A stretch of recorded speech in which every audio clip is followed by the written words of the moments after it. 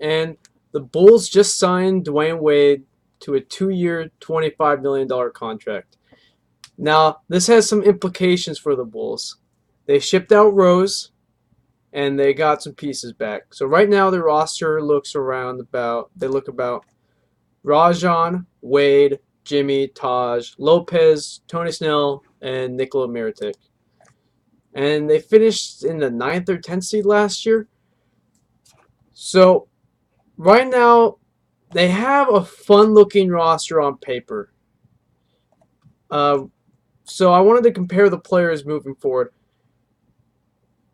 So basically, we swapped out Rondo for Rose.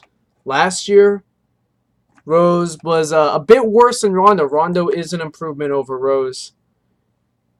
I would say Rondo's going to score more efficiently at this point. He's a better passer, a better defender. I really don't like Rondo's game that much, but he is an improvement, and he played more games than Rose last year. So overall, they've upgraded their point guard position.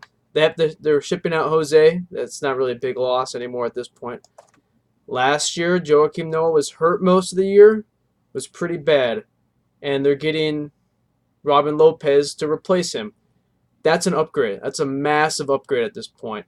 Joakim Noah had a true shooting of 40%. It was god-awful. He's one of the worst players in the league last year.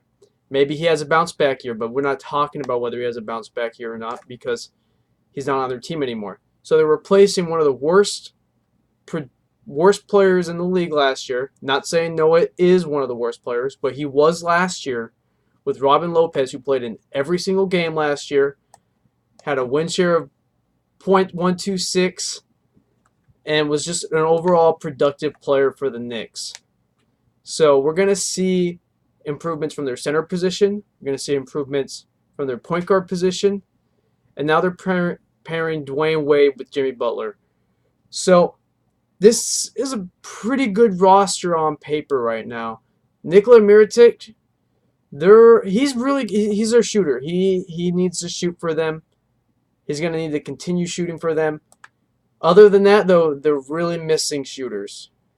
So I think going forward in free agency, they have to look at guys like Maurice Spates, who had a really high percentage on catch and shoots.